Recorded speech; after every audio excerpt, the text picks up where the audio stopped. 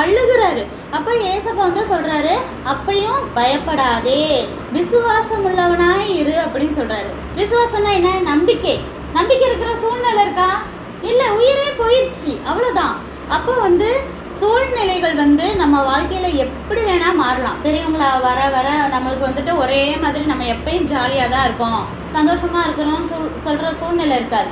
ஒரு சில நேரம் கஷ்டங்கள் வரலாம், ஏதோ ஒரு நோய் வரலாம். அப்போ வந்து சூழ்நிலை வந்து பயமுறுத்தும். நீ உன் நிலைமை இனிமே அவ்வளோதான், முடிச்சு போச்சு, நீ இதுக்கு மேல உன்னால ஒண்ணுமே பண்ண முடியாது, நீ இப்படியே கடைசி வரைக்கும் இந்த நோயோட தான் இருக்கணும், இல்ல இப்படி உனக்கு பண கஷ்டம் வந்துருச்சு, இதோட தான் போராடணும் அப்படின்னு சொல்லி பிசாசு நம்மள மனசுல இருந்து என்ன செய்வான்? பயமுறுத்துவான். இப்படியே நம்மளுக்கு ஒரு அவிசுவாசத்தை நினைக்க வச்சு.